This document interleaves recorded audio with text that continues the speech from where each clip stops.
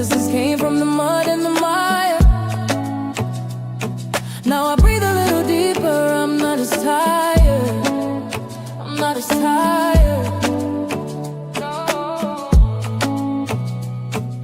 The women and the men of my bloodline, the flowers and the trees and the sunshine. The moment that I looked inside my mind, I came alive. I was once lost, now I'm back to my roots. I'm back to my roots. I was once lost, now I'm back to my roots. I'm back to my roots. Not a moment too soon. Had to fall to my knees. Had to crawl to my feet. Now I walk in my truth. Had to walk in the dark.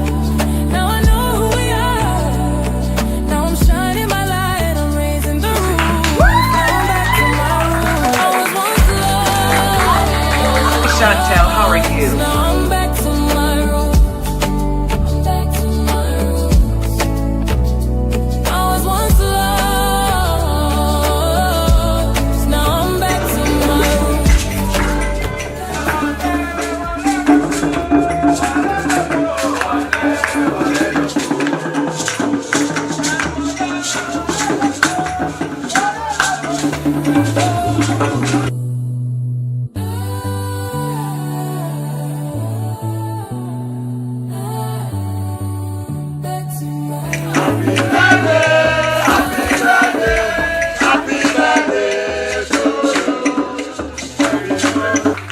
Back to my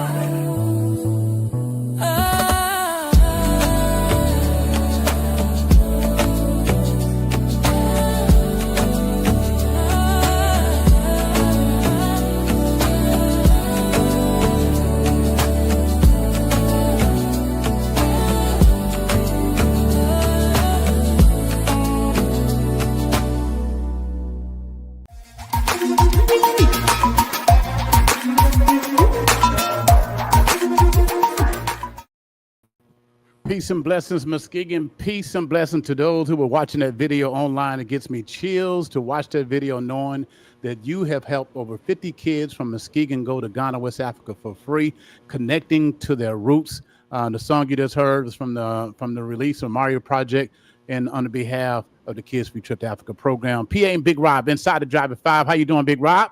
I'm doing great, sir. How you doing? You looking awful dapper today, man. Got on your muscle shirt today, and hey, what's happening? You trying to bring sexy back or what? Sexy is here to live forever, brother. Living That's where it is. When you hit the motherland like myself, it just comes out, brother. And where are you at? Ghana, West Africa, right now. That's where I'm at. I'm in Ghana right now. I'm gonna be all over the motherland for the next couple weeks. All over it. All over, brother. On a ministry. I'm on a ministry right now. So you over there testifying? You over there testifying? I'm not testifying. I'm ministering. All right, then. You That's go a ahead whole and nother minister, brother. We're not gonna get into that. That's a whole nother conversation about my ministry. Yes, sir. Yes, sir. Just having fun on this Monday afternoon, praying for the people down in Jamaica as a hurricane is landed in Jamaica, and just praying for our good people down there. Rob, your family's down in Jamaica. Sending love and blessings, man. Yes, sir. Sending love and blessings to my family in Jamaica that's trying to weather that storm. All right, we're live. We're live on 103.7 The Beat. We're live on YouTube and live on Facebook. I am in Accra, Ghana. Big Rob is at the Mason Wright Media Center. We have a special guest in the studio. It's election season. We got less than 2 weeks before, about 2 weeks before election kickoff in the studio. She's running for city council in the city of Muskegon Heights. Chelsea McKinley joins the conversation today. How you doing today, Chelsea? I'm doing well. Thanks for having me. It's an honor to have you. You know, my first time ever seeing you was at the Forum last week at Corinthians, and very impressive. Different point of view. We need different point of views, but very impressive conversation. Tell us a little bit about yourself. Thank you. That was my first debate. So I'm glad to hear that you perceived it well, because I do personally feel like maybe I had a little room for improvement. But yeah, I'm running for Muskegon Heights City Council because I live and love in Muskegon Heights. It's where I'm raising my two small boys. And, I love my community. I've been in the Heights since 2001, and I immediately started going to the council meetings. I really got involved because in 2020, I got heavily involved in activism. I've always been somebody to, do research and be informed myself and spread my knowledge, but I really got active in 2020. And so when I came to the Heights, I knew that to make a real difference anywhere, you have to be involved, but that the fight has to start at home. And truthfully, I wasn't really sure if it was my place the first time I ran it in 2023. As somebody who was involved in activism, and as a white woman, I've always been kind of told that my place is to just uplift the voices of others and to show up as a number, so I wasn't sure if it was my place. But I have also always been told not to stay seated in the face of injustice or in a time of need. And I received encouragement, and so I just went for it. I figured, if I don't win, or if I don't move the needle for myself, if nothing else, maybe I can get the next person to be encouraged to run. I'm 35, but politically, I'm still quite young. And it's just it's time for my generation to step up and just get in the game, just get some skin in the game. Yeah, you're right. It's your generation to take care of this now. This Me and mess. Paul, well, I ain't gonna speak for Paul, but I done got too old to be out there fighting. My knees hurt now. I gotta get some Bengay on them every now and then. So it's time for y'all young people to get out there and fight and deal with things that we done got older, tired, and we still be there to help y'all. But that's a good thing. Activism, it's always good. Right, right. So what do you see as the biggest issue facing the citizens of Muskegon Heights? So, there's many things to address. I mean, I could sit here and tell you that, the roads need done right now, and that our students need help right now, and that we need a grocery store right now. We need to pass tiny home legislation right now. But all that really falls under the category of independence. Independence for the city and independence for the citizens, individuals of the city.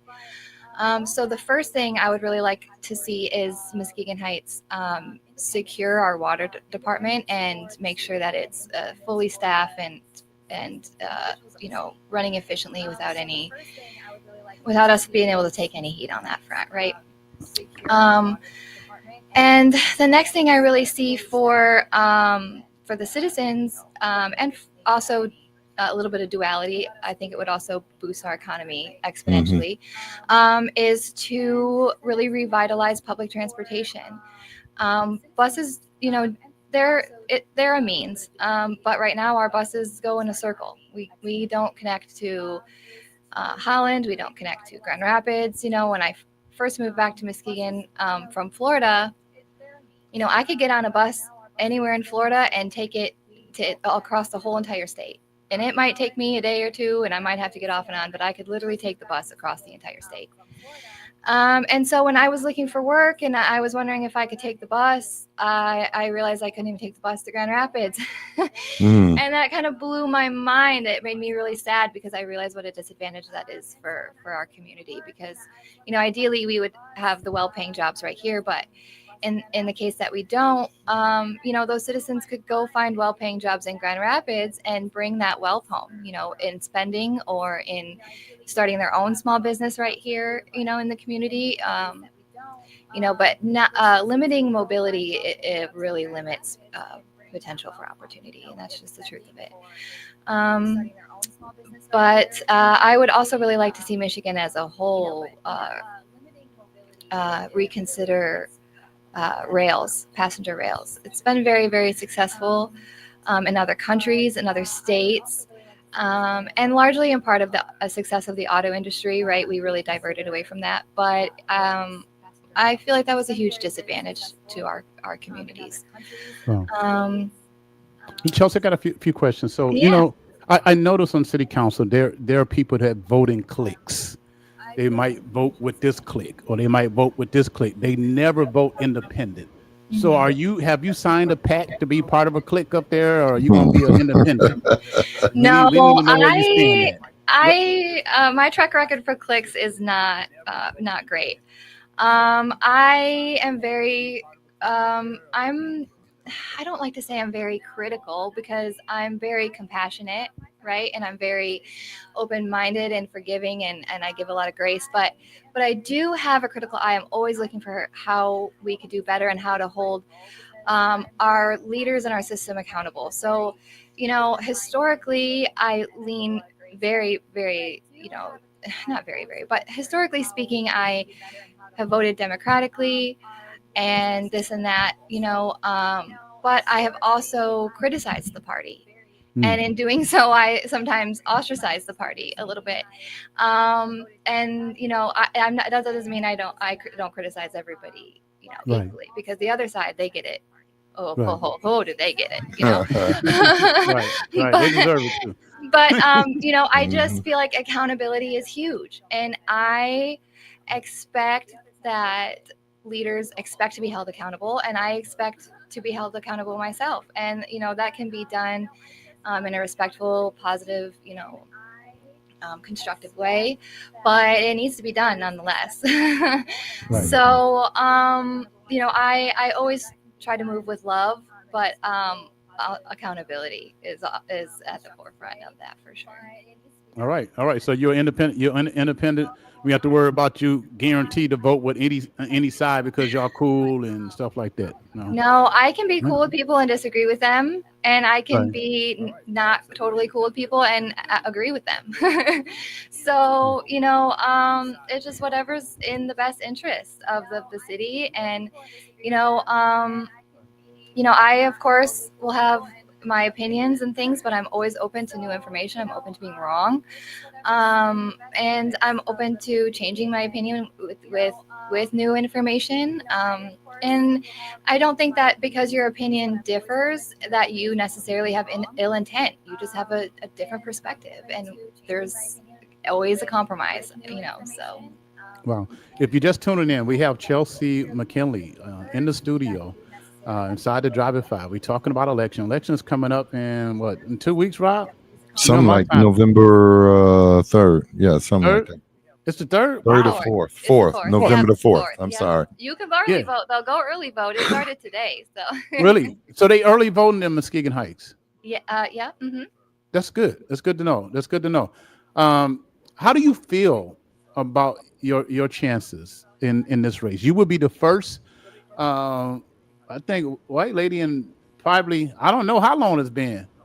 Maybe Nixon years? Somebody told me once about 50. And that honestly, I don't know. I don't know what my chances are, to be honest with you. And truthfully, win or lose, they're not. I'm going to keep showing up to the council meetings. So they can't get rid of me that easy. I hate to tell you. Right. All right. But either way, you're going to be there. Either way, I'm going to be there. So, Have the community embraced you? We are diverse. Muskegon Heights is diverse, even though it's majority Black, but we are diverse. Mm-hmm. We have welcomed people who are not Black into leadership position. Jake Elko, they love Jake. We had other people in position who had influence. Have you been embraced by the city? Yeah, for the most part, I would have to say a hard yes on that. I always tell people Muskegon Heights is absolutely the city of friendly people. And that isn't always reflected in our reputation, but it is absolutely the truth. I grew up in Nuevo County, and when I first moved home, I was trying to purchase my great grandmother's home, and when she passed away, things happened and it just didn't work out. So, but right after that, I moved to Muskegon Heights, and my neighbors, when I moved here, were more friendly to me than the neighbors that my grandmother had for like 30 years when I was temporarily staying there trying to purchase the home. Wow. And I just immediately felt the love of Muskegon Heights. Another incidents I love to brag on this community is I was dropping my children off a couple years ago to Edgewood, and it was really snowy. It was a snowstorm, and I had pulled up a little bit too close to the curb, and I, had kind of gone back and forth a little bit trying to get out of the little snow wedge that I was in. And before I knew it, I looked up to like get out of my car to observe what was going on with this situation. And I didn't even have to get out because I looked up and there was 3 mothers at the hood of my car, like, go, give it, ready to just shove me out of this snow. I literally went home crying because I was like, that is just the most beautiful community oriented thing that has probably ever happened to me ever in my life. You know what I mean? I didn't even have to ask these women. They were just like, this mother is stuck. She's got her, she just dropped her babies off, like, go time. So it was I love Muskegon Heights. I really do. And truthfully, any skepticism that I receive is warranted. People have a right to be skeptical of who wants to lead their communities. So I welcome. Right. Rob, you got any questions? I can keep going on forever, bro. Oh, yeah. I know you can. So, hey, I was just going to shut up. But how do you feel Muskegon Heights is doing today? Like if you were sitting on city council today, what would you say is our biggest problem? Because you go to the city council meetings. I've seen you online at the city council meetings. What would you say in that case? As far as the council itself, there is some dysfunction. We can't negate the dysfunction that we see. Mm-hmm. And a lot of that is I feel like everyone on the council doesn't necessarily trust that everyone is on. I don't think it's hard to see them not working together so much. It is. It's hard. It's disheartening. And I think if we had a little bit more knowledge on procedures, there wouldn't be so much room for the dysfunction. Okay. Right. There wouldn't be maybe so many questions, because I feel like when we don't have a procedure down, or we, even like the thing with the budget and trying to get the budget and this and that and the other, like we're trying to get the just get information out. When transparency is everything. Mm-hmm. So in making sure that the community has the information, making sure that the council has all their information, and making sure those procedures are in place. When people do have questions, or when people do have suspicions, or whatever the case may be, there's a way to look back on that, or to reference the procedure, or XYZ. Okay. And I don't, I would love to see some team building. I don't know if we could somehow do some trust me falls or something on the council. What do you think about that, Paul? I don't know, bro. Do you think they're Some all? of those men on the council are real big, though. I'm not sure if I'm the one to catch any of them. I don't know. I think you're onto something. There has definitely been some dysfunction. There's been some. I don't know if it's not. I don't know if it's personal. But it just don't seem like we're on the same. We can't even sell property. We can't even get property sold that's been sitting in the city vacant, and we know that brings income. Preach, PA. We know it brings income, and we get a couple water bills from Muskegon Heights, and I just cannot understand how the water debt fee is higher than the water bill.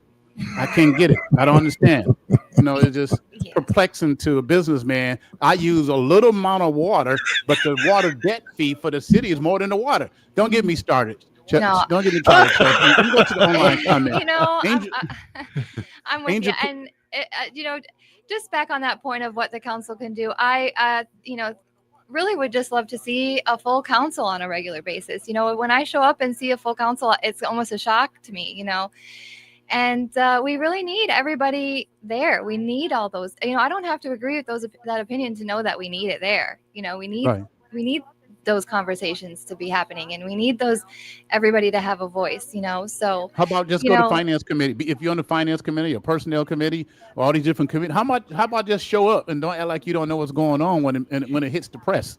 Okay. Angel Coon is, and for disclosure, she's part of our family. She's part of M106, but she made a comment, and we're going to read her comment from firsthand experience. I know and have watched Chelsea grow in her own life, reflect on areas she can grow and improve, acknowledge when she is wrong, and have an open heart for all. But the Heights would be very lucky to have her as part of the leadership leading the path forward as we step into the next chapter from Muskegon as a whole. That's a good endorsement from Angel Coon, who's very passionate and very connected to the community. Thank you, Angel. You can hear her on Saturdays on M106 on my sister station, right there in that same building that you're in right now, Chelsea. Amazing Right Media Center. Okay, go ahead, Big Rob. Big Rob got a big question. Go ahead, Rob. I know you've been waiting. Oh, for me? Question, man. No, I ain't got no big questions like you. Sorry, You the most experienced man that can talk about the Muskegon Heights and I'm the not, bro. dysfunction that's I'm not. going on there. What I about think the we are.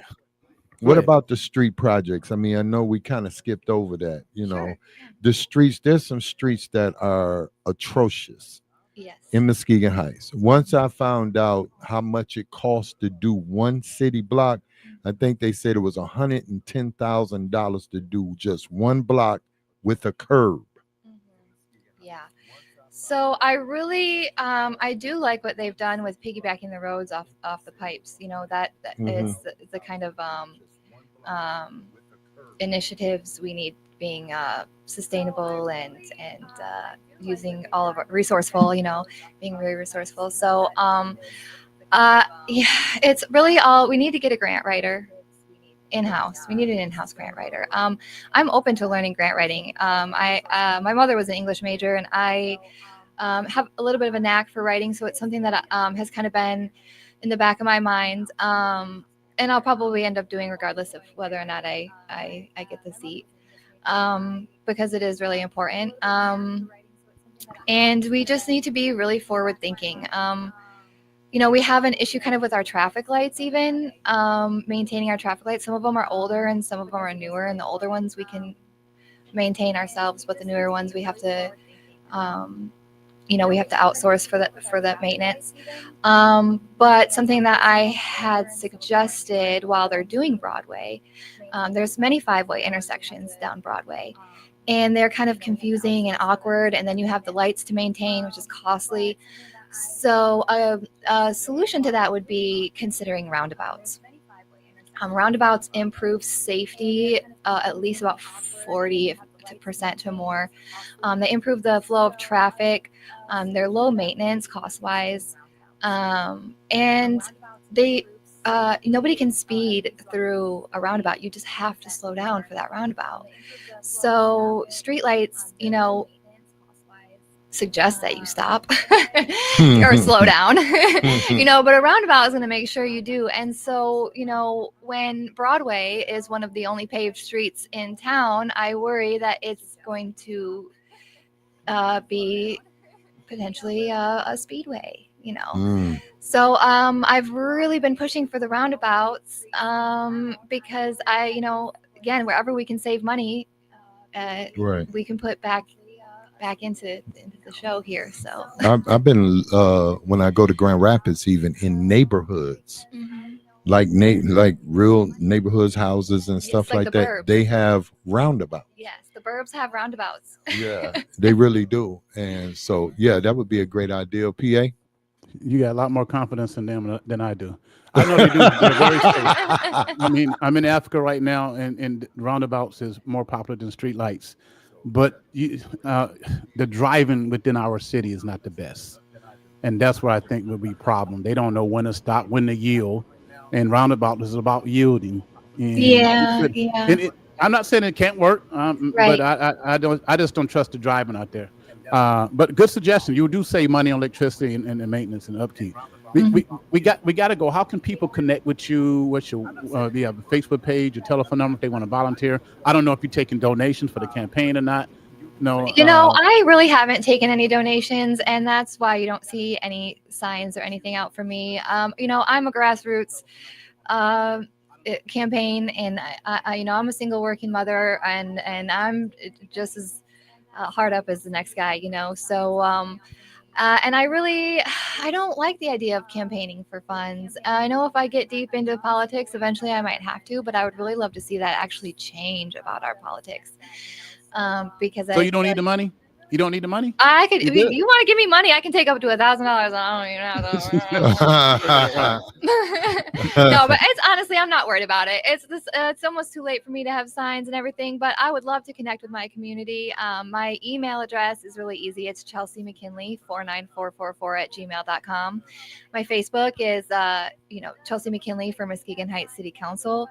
And if you want, you call me if you want. My telephone number is 813-403-2282. It's been that for years, and it's going to continue to be that. So. All right. Well, thank you for joining us today. Thank you so much for having me. You're welcome. Inside the driver. Anything, Rob? No. Oh no. Great interview. Okay. All right. We're going back to my music. Keep it here. It's Afternoon Jams, 103.7 The Beat.